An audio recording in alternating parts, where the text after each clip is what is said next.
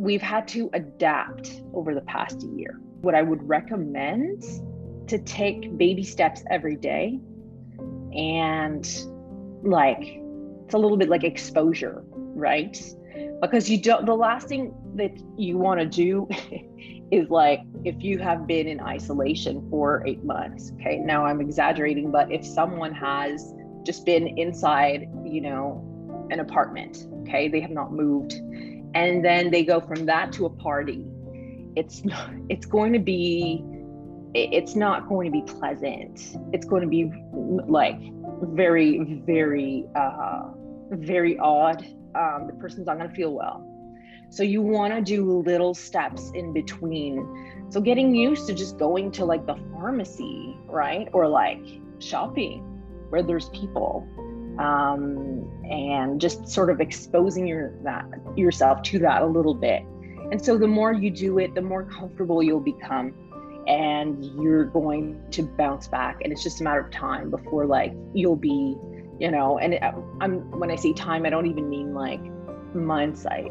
It's going to be very, very smooth to get back into what we knew, right? Because this pandemic, yes, we've shifted what we do daily, but at the same time, before, we've been living our lives for years and years, so our body will remember fairly quickly and get back into what we knew. What I've been encouraging clients to do as much as possible is just gradual exposure, so maybe every day you commit to doing one activity that requires you to leave the house. So one activity that requires you to get up and get dressed, and see people, essentially, whether it's a trip to the pharmacy or a drive through, or going to the park. There's a lot to be said for flexing that muscle once a day, kind of like dipping our toe in the water.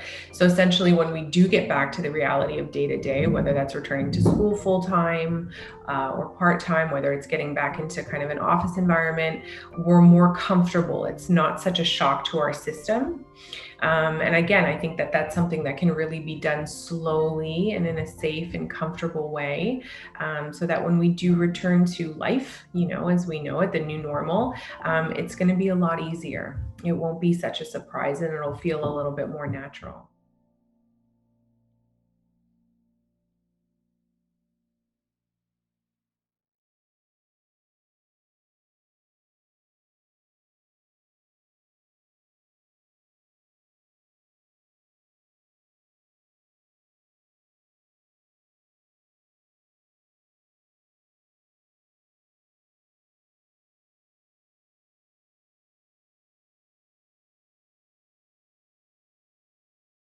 As being a generation of Asian immigrants, there's an increase in hate crimes since the pandemic happened, and Asian communities are being targeted of this crime.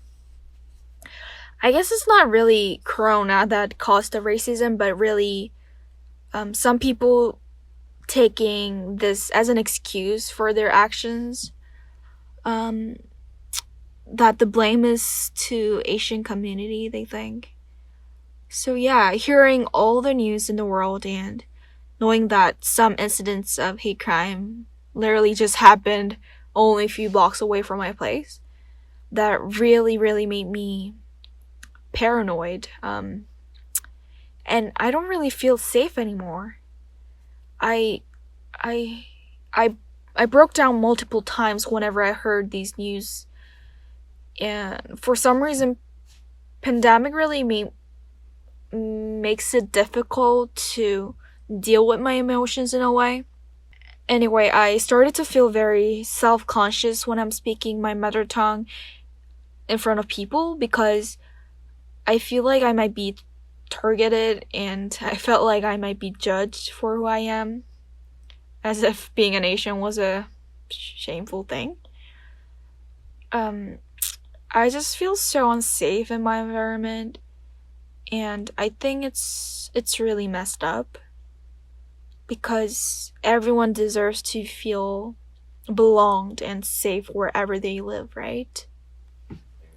On the front of, like, I guess, like, racism, what's happening with anti-Asian racism, it has affected me, but in a way that like, I guess I wasn't so shocked in the way that I noticed like microaggressions growing up, like, you know, literally being everywhere, and just like generally Asian people being disrespected. So like the escalation definitely is dramatic, but it's not surprising in the sense that like, you know, I feel as though it's always been there. It just, COVID kind of exposed it.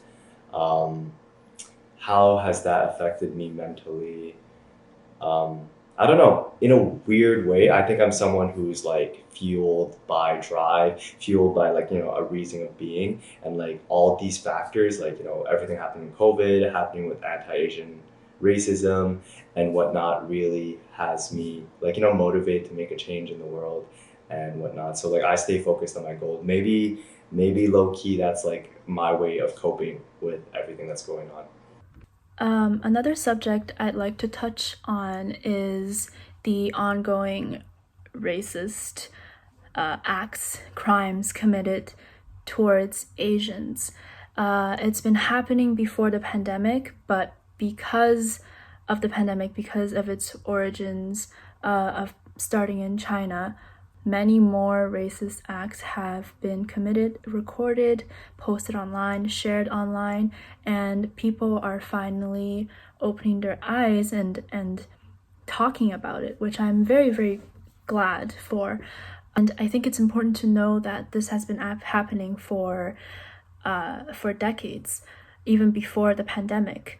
And it's always been somewhat ignored because us Asians have always been placed into this model minority group that doesn't apply to all of us. And I feel like it's kind of been an excuse for other people to ignore the oppression that many of us Asians face. It has been a little overwhelming to see on social media so many videos, so many pictures of victims of racist crimes. Sometimes I find myself not being able to speak up about it, but I am still very grateful that everybody is bringing awareness to racism towards Asians. I think that many people have become more open-minded throughout this year, especially in the summer. So I'm happy that they are all more willing to listen and more willing to get informed and learn. And I think everybody should be like this.